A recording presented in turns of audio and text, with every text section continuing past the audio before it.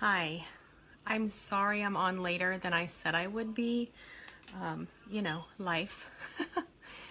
I got the kids' dinner fixed late, and Allie and I were talking, and so I'm here now, and I plan on uploading this to YouTube and sharing it on my personal page, so you guys, if you want to, you can share it from there. It's always better to share it from a YouTube video because sometimes these live videos work and sometimes they don't. And it's just, I think the quality is better when they're, when I view them on YouTube. So I do have a Shine Forth Beauty page on YouTube and it will be there. So today we're going to talk about nothing to do with makeup and nothing to do with any kind of skincare. We are going to talk about depression, anxiety, and other dirty words that super moms and super women aren't supposed to say. What I want to do today is share my testimony a little bit when it comes to mental health, and I want you guys to be encouraged and to be able to come away with something that you can share with others and something that you can feel like you can talk about with others, because I think that this is really important. It's an important thing to be able to talk about, and it really isn't talked about as much as it should be, although it's getting better. So we had this post on another page that I'm on, and basically it was just women asking, how many of you are having issues with this? And the thread was 100 people long or more of women who have issues with depression and anxiety. And these women, some of them have gotten medication, some of them have been to counseling, some of them do nothing. Some of them just deal with it. And I think it's important to know that when you have this, that there are steps to take that will help, and there are steps to take that will not help. So, first of all, I was reading a little bit about this, and one doctor was doing a seminar in California, and he said in this seminar there were 3,000 women, and he said, stand up if you are on an antidepressant and your husband doesn't know about it. And over half the women in that room stood up, of 3,000 women. So I think that right there, that tells you that we don't really want anyone to know. We as women want to be super women. We want to get everything done, and we want to be happy doing it, and we want to be effective in everything we do. And so a lot of times I think that causes us to ignore ourselves to take care of other people. And there are some misconceptions. So I'm going to talk about my experience up to this point, and then I'll talk about a few of the misconceptions that I had. First of all, I am going to share some really raw things with you. So, I don't normally share with a bunch of people, but I think that it's time, and I have prayed a lot about what to share and when to share, and I think I'm ready to do that now, and I think the Lord's leading me to even write a book, so I'm working on some things. And I just want to, this is my first time sharing a lot of it. Some of it I've talked to family about, and some of it I mentioned on the last video about church hurt and knowing God. But some of it will be things that, I just felt like I needed to wait on God's leading to share. So I'll start with what started everything. I was in college, and I got married at 19, so very young. Many of you know who he was, and some of you have no idea because you're from when I grew up. You're not from my life from college on. So I got married at 19, and about 3 months after I got married, the abuse began, and there were different things that happened. It was a lot of anger, but a lot of times it was just control and insulting. So there were there was physical abuse, but it was a lot of psychological things too, and emotional abuse. So I did get, my wrists twisted to cause like burns on them, and I was spit on a lot, and I was made to sit nude because I wasn't allowed to get dressed if I was somewhere where I happened to not be, getting out of the shower or not be dressed somewhere and a fight was going on. So, so those things kind of, they started to form a new identity. And then the insults that started, insults like no one will ever love you, you aren't worth it, I should have never married you, I hate you. There were just many things like that came out, that when you say that to anyone, but when you say that to a woman who has put her trust in you and her love and all of her hopes and dreams into what you're building together, that causes her identity to change. And many of you have experienced that, where you went through something that caused your identity to change. And it doesn't have to be abuse. It could be the loss of someone, but you went through something. And so those kind of things, hi Leah, hi Dana. Those kind of things, they form our identity. We become new people when other people in our lives start to place labels on our identity. So that's what happened. And if you're just joining me, I am giving some of my testimony that led up to the mental health issues. So I'm sharing, hopefully this will help some people. So that abuse went on for 4 years, and it grew in intensity to death threats and breaking phones so I couldn't call the police. And when my daughter was born, it became apparent that this was never going to stop, and it was going to get worse and worse and worse. So I did get a divorce, and when that happened, I felt so safe. And you're seeing me sigh now because I remember the feeling of freedom. Finally feeling like I can be safe in my own home. I can be safe and not fear that I'm going to say something wrong. I would be in public with him and in church, or I'd say something wrong that I saw the look on his face and I knew I was in trouble. And that kind of feeling, you shouldn't ever get that from another person, especially someone who loves you and that you're supposed to love. So that fear, it was ingrained in me.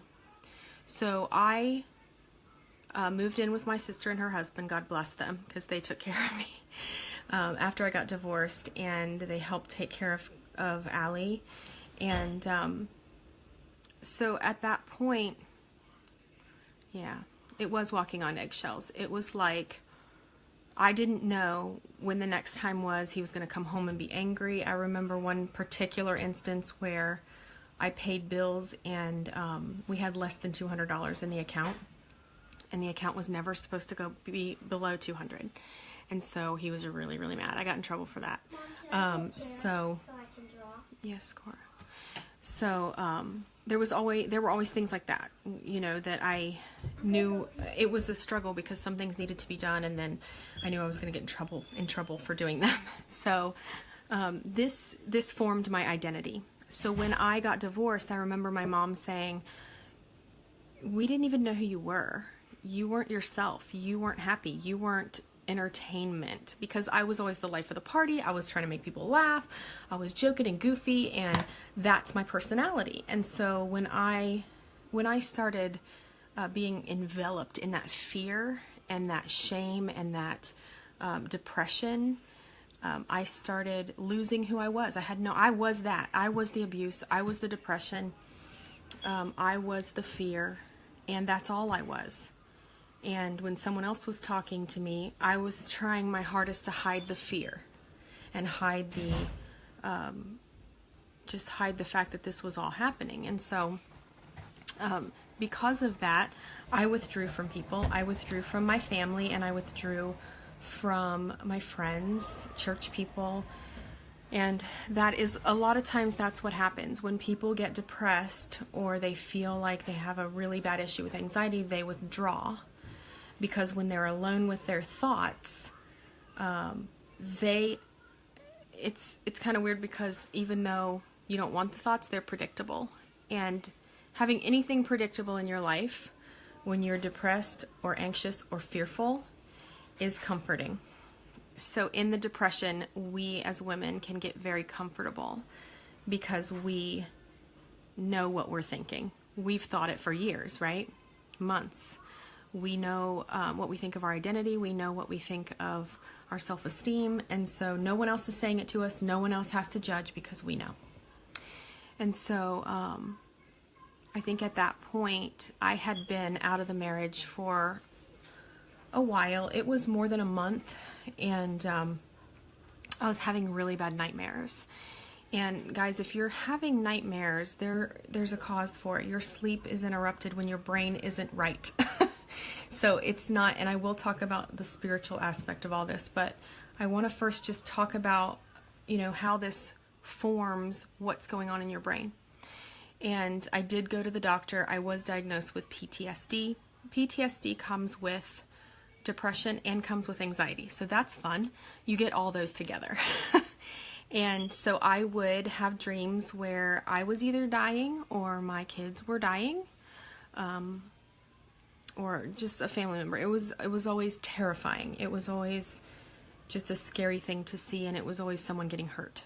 And so that was internally, I was scared that I wasn't safe.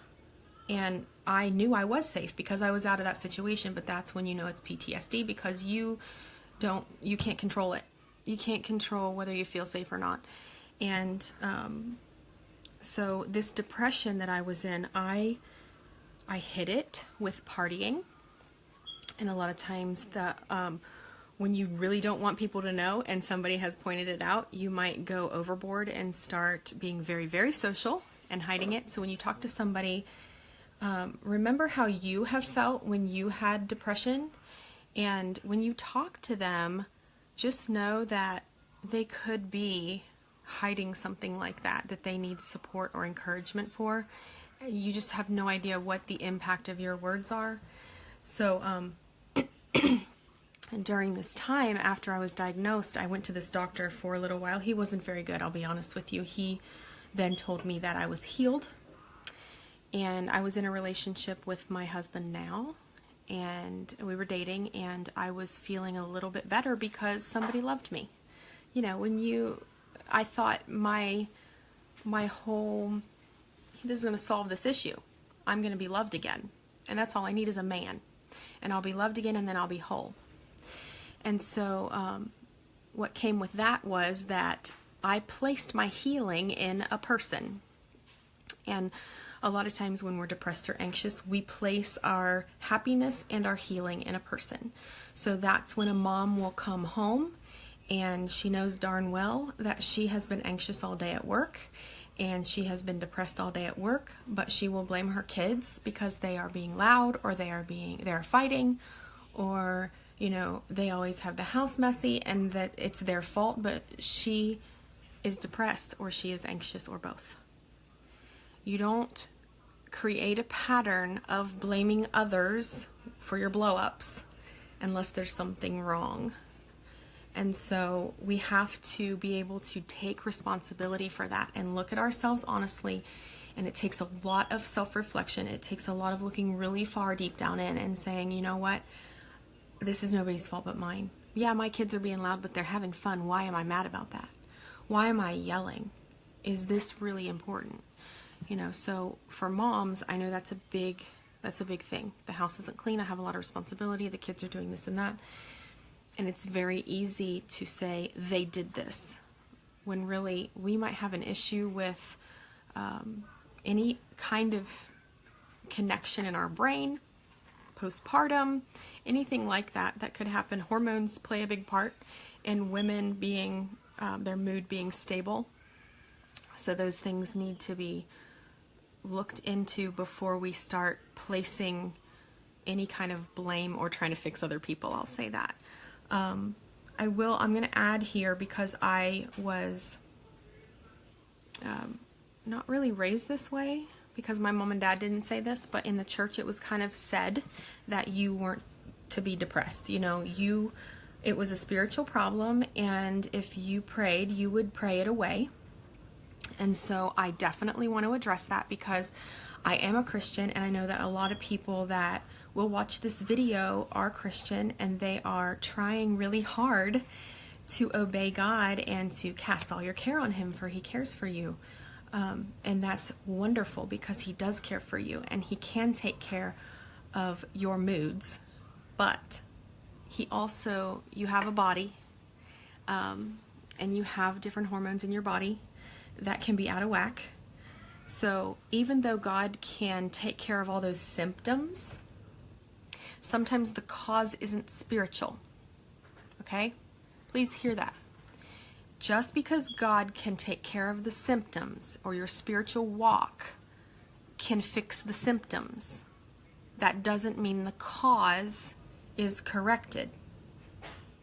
So if you are depressed because, let's say, you have postpartum, you have had a baby, everything is crazy in your body, and you could be hateful to your husband or not like your baby, and you could pray about it, and you could say, I hate the way I feel, I'm just not right with God, because I should love people, and I should love my baby, and I should love my husband, and I'm speaking to him in malice and disrespect, and that's not spiritually right. And you can really try hard, and then at the end of the day, you're still praying and you're still depressed. You still feel that emptiness down in, there's a void, something's not right.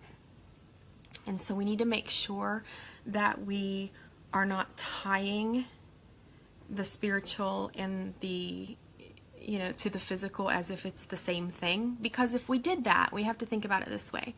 The Bible says, by His stripes we are healed. He didn't say, by His stripes your stresses in your head are healed. Okay? He said, by His stripes you are healed. That means your body too. If you feel like depression can be cured with prayer, then you have to equally believe that depression and anxiety, cancer can be cured with prayer. Okay? You don't need to go to the doctor. You don't need to get a pill. You don't need to have radiation, because God says He can heal it. Okay? And I'm not saying God can't heal cancer. He does miraculous things. But I'm saying that there's a stigma on mental illness where if you're depressed or you're anxious, it could be any number of things, bipolar, like I had PTSD, those things are looked at as a weakness, and in the Christian community often as not being obedient to God, or even a sin problem, a character defect. And we have to change that dialogue. I mean, I wrote some notes, so I'm kind of looking, because I want to make sure I hit everything that I was thinking there. Now, I will say this. The devil will use any defect, any weakness to create something huge in your life. So if you are depressed from a loss, or you have some kind of chemical imbalance, and he can seek whom he may devour at that moment, he will use any open door he can to get a foothold and to stay there forever if you let him. And so we have to make sure that we are getting the support that we need from God's Word, but not only God's Word, but people that God will put in our lives. So when after I was told I didn't have PTSD anymore, I stopped going to counseling, because he said I was cured. So for 10 years after that, I was putting all of my trust and security into my husband now, the husband I have now, because I wanted him to be what I needed to make me feel secure because I was healed. So if I didn't have PTSD anymore, then I shouldn't have any problems, and it must be his problem.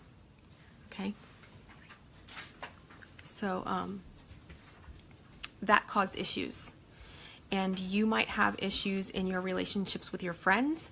You might have issues in your relationships with your family, with your spouse or significant other.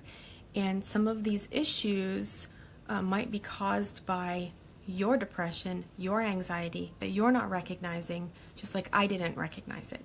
I thought, well, he is not making me feel this way, feel loved, feel secure, so it must be his fault. Okay, so in February, life got very real for me. I went to the doctor, and so in November, I'll go back a little ways to show you why I went to the doctor. In November, I was at work and I was in a meeting. I disagreed with what was happening. Just in general, a lot of us, we have collaboration, we disagree, it's no big deal. But a man that was in the meeting yelled at me when I disagreed. He said I wasn't thinking of him and their team, and I can't do everything I want to do when what I was proposing was, no, please don't turn that on. When what I was proposing was from our team. So he yelled at me, and he was reprimanded for it, so and everything's fine now. But after that, for the next 2 days, I had nightmares each night. And these were the nightmares that I had before when things were really bad. So I'll just tell you one of them so you understand what mental illness can do. The fear that it triggered when he yelled at me wasn't a noticeable fear for me when I was awake. I was shocked and irritated because I was yelled at by someone in a professional environment when everybody was sharing opinions. But the fear that it put in my head was very odd. I laid in bed those nights and I thought someone was breaking in the house, which is exactly the terrifying feeling that I've had for years and years. No one's breaking in my house. I know that David could tell you, my husband could tell you, that I would call him. I used to call all the time in the middle of the night. I would call at 2 o'clock in the morning because I would wake up, or I would get out of my deep sleep and I would be terrified because I thought for sure someone was coming in the house. And I wasn't in reality because of my mental illness, because of depression, because of anxiety. And that fear brought on so much anxiety that I felt unsafe constantly. And then I started having the nightmares. So it all kind of compiles. And then I couldn't sleep. And then I was more depressed. And then I was really run down and I gained weight. And so really think about all the things in your life that are going on right now. And are any of these things caused by depression, anxiety, something that you've been through? It could be an episodic loss, or it could be something chemical, or hormonal. So you need to try to really reflect on yourself and what you're going through. Okay, so that after that happened, I had those nightmares, and the one that I had to write down for the doctor and explain was that my car, I was driving and I drove into the water, and I've always had a fear of not being able to save my kids when something happened. Like, I've had many dreams about fires in my house and people breaking in and having some kind of weapon, but my kids were in separate rooms or separate ends of the house, so I couldn't get both of them safe. So those are the kind of things that this depression and anxiety brought on. And this one was that we drove into the water, and I had stopped. When we first got submerged in the water, I knew from the movies that I had to break the window to be able to get out. So I'm going to have to break the window, and the water is going to rush in, and then I am going to get both of the kids out of the car and to the surface before they stopped breathing. And I unbuckled both of them and had them in my arms, and I broke the window and I held their mouth and nose, and the water came rushing in, and I got out and I was swimming, and it's just like the world stopped. And I looked to this side and I looked to this side, and both of their faces, the life left them. And if you have ever had a dream like that, where you see your children die, you will never be the same, because it feels like it really happened. And there's a relief afterwards because you wake up. But the vision is always there. And so those are the experiences that ran through my head constantly during that time. So when I went to the doctor, she put me on an antidepressant and an anti-anxiety medication, and she gave me a list of counselors, therapists, and she said, you need to go talk to somebody immediately. You have PTSD. Has anyone ever told you that? And of course, I just broke down crying. She's like, it's causing depression, it's causing anxiety, fear, loss of sleep, nightmares. So these things all happened. So if you are experiencing any of these things, don't assume you have something, but please check because it's not something that will just go away on its own. So I went to a counselor as I continued to take the medication, and I started to feel better. So I quit taking the anxiety medication. And I told her, I said, the next time I went to the doctor, I said, I really feel a lot better. I went to see her 3 weeks after I started the medication and the counseling, and I said, I'm really starting to feel better. I don't feel totally better, but I'm starting to feel better. So I really don't want to take the anxiety medication because I don't want to be addicted to it, because I knew that medication was addicting. So she said to me, and this is a good doctor, I will tell you that I was so blessed to have a doctor and a therapist that were both Christian. I didn't seek that out. I, at that point, was in a phase of like not even knowing really who God was, and not caring because I really thought he was so far away that he wasn't listening to me anyway. So she said to me, do you have faith? Do you have any kind of faith? And I said, yeah, I'm a Christian. I mean, I grew up Christian. So she said, okay, do you ever pray? I said yes, but it had been a while. And she said to me, what I want you to do is I want you to, for the next week, I want you to pray, and then I want you to take the pill and go to bed. She said, do you feel better when you pray? I said, well, I guess. I mean, I'll try it. So right around that time, I had watched War Room, and I created a war room in my closet, in my walk-in closet, and I would go in there and I would pray, and I would pray until. I would just pray until. I would cry. I would tell God, I don't know how to fix this. I don't know what's going on, but something has to give because I can't do this. You know, I can't keep feeling like this. I want to know you're there. I want to know that you're close. And so I would pray until I felt any kind of relief, and then I would take the pill and I would go to bed and I would sleep. It helped me sleep. And so she said, after you do that for 2 weeks, she told me 2 weeks. So I went to see her again after a week. She's like, I want you to do it for 1 more week. And then I want you, please go in the living room. And then I want you to just go pray and go to bed. I'm like, okay. So I'm just going to stop taking it, and that's going to fix it. It actually did.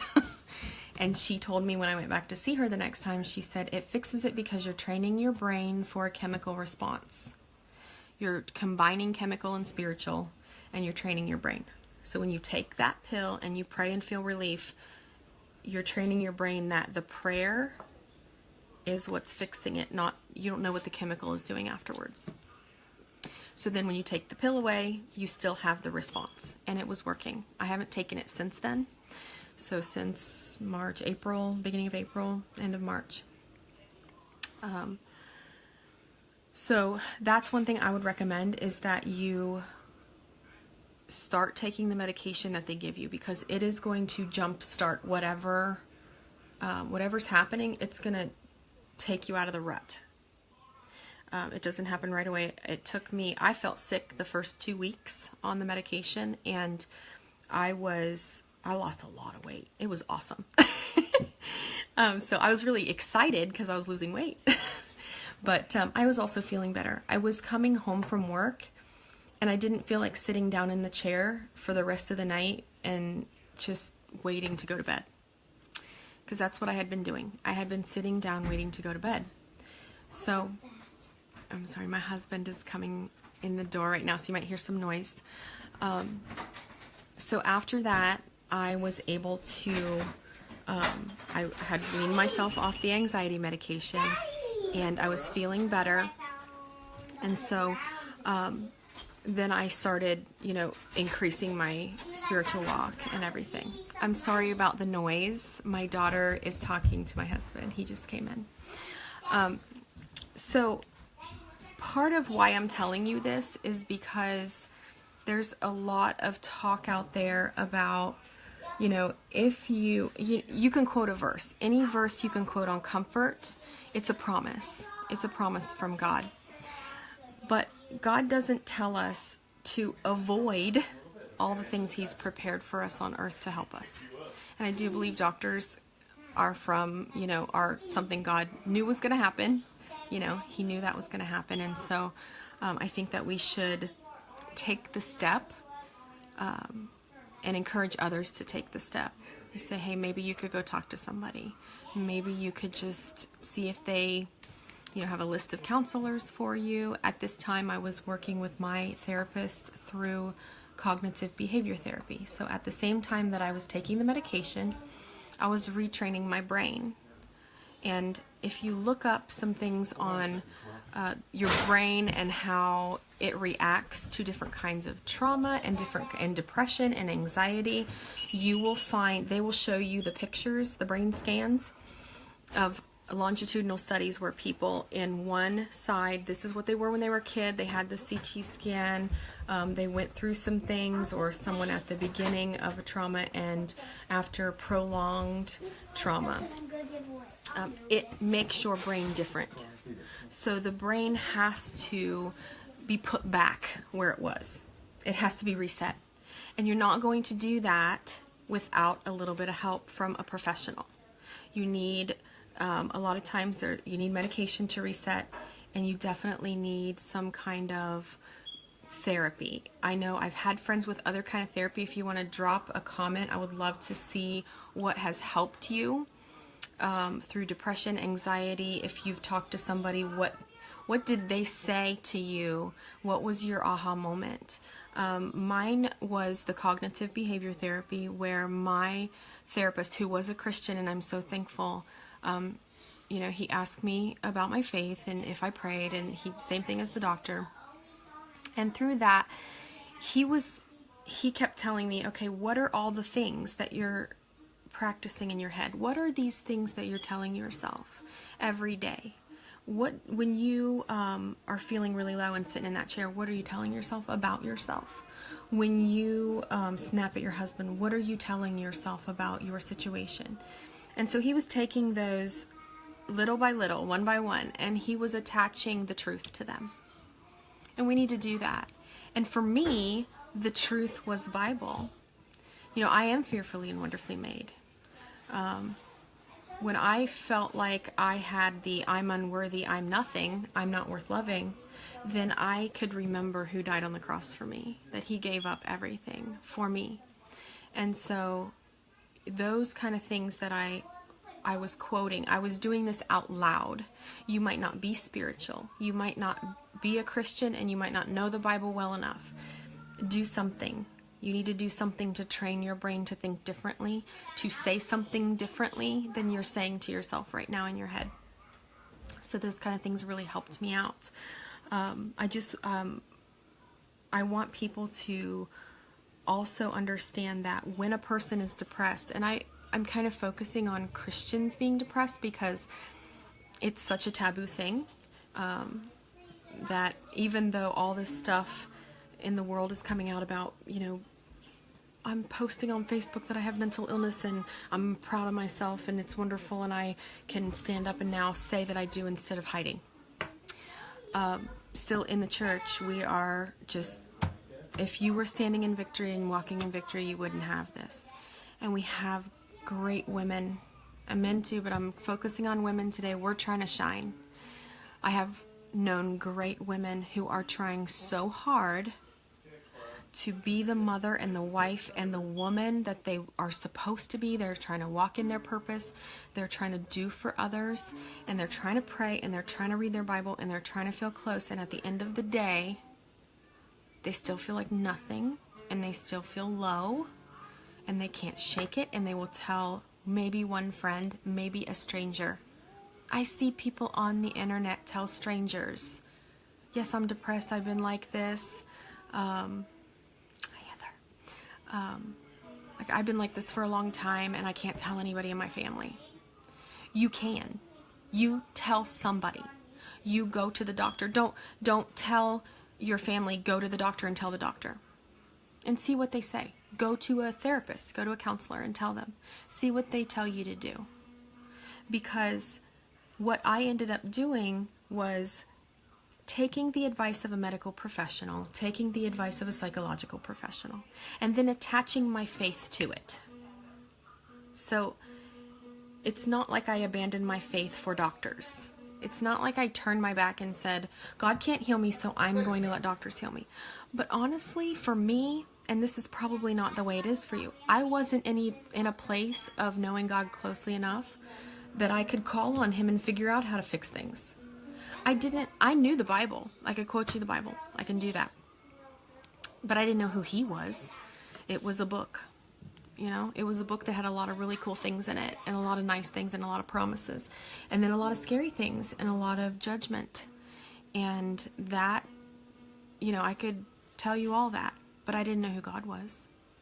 And so until I got in a quiet place and started to surrender and started to learn, and started to give up the notions that I had to give up myself.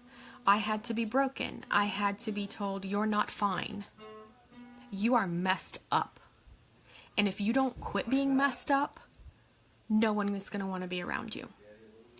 And I could feel that. I could feel it. I was messed up. And I was affecting my kids. And so I believe wholeheartedly that God put me in a place where I needed healing. And then He healed me. Then He worked on healing me because I took the step. I humbled myself. I opened my eyes to see what was really happening. And sometimes when we have those situations in our lives, if you have a loss, it's not God telling you He's trying to break you. If your parent passed away or your grandma passed away, God doesn't kill people to teach you things, okay? The Bible does not say that. He says, I haven't come to, take life, but to bring it more abundantly. And He says that the devil has come to steal, kill, and destroy. That's not God's thing. He used some instances in the Old Testament where He did that before grace. But you really have to read after grace. What happened after grace. He will let things come into your life and He will be there with you through them. Okay, so I just, I want to make sure you really understand that He's there and that He's waiting for kind of when you come out of it or when you're trying to come out of it, because until you try, He can't do anything. You're blocked. You're kind of blocked off from Him. So you need to the only thing I would really encourage at this point is to step out and ask for help. You need support. You need help. And as women, we don't want to ask for help because we're super women. We can do everything. And if we can't, then it feels like a weakness. And we don't want to feel weak. Because if we feel weak, it's not like, oh, we have to be as strong as a man. We don't have to be as strong as a man. We don't always feel that way. I don't feel that way. But I felt like I had to be the best mother I could be. The best teacher I could be. the best sister, the best wife. And I was failing miserably trying to hide everything that was going on inside while trying to be the best. So I wasn't even half the best. I wasn't even good because I was trying to do it like deceptively even to myself. I was deceiving myself. So I wanted to make sure that I gave my testimony in this just to let you guys know that if you're going through something like this, like I went through, you might not have had abuse happen in your life. You might not have lived with it for years and years and years. And it affects everyone around you. You know, but I know that God can heal you, but you need to take a step. You have to take a step towards Him. He needs you to turn around and look and say, okay, I've been given these resources and I need to use them. I need to stop being afraid. And if you have someone in your life that needs to watch this, please share it. Like I said at the beginning, I'm going to put it on YouTube and then share it on my main page so that if anybody wants to share it, they can share it from the YouTube post because it's kind of easier to share that way. But I really want other people to see this because I know that there were so many women on that post that I was talking about in the beginning that said, I'm depressed and I'm anxious. My husband doesn't know. I take medication and I don't want to tell anybody. My family doesn't know. I'm mean to my kids and I don't know what to do. I'm reading this parenting book to stop being mean to my kids. That's a symptom. You can know, you can have all the knowledge you want, but until you take a step, you're not doing anything with any of the knowledge that you have. Okay? So you're just fixing symptoms and you're not fixing the cause. And sometimes you need to be the one to take that step for yourself and stop worrying about what everybody else thinks and what everybody else needs from you and start worrying about making yourself healthy so that you can then feel good giving the best of yourself to everybody that needs it. If you have any questions, you can post them.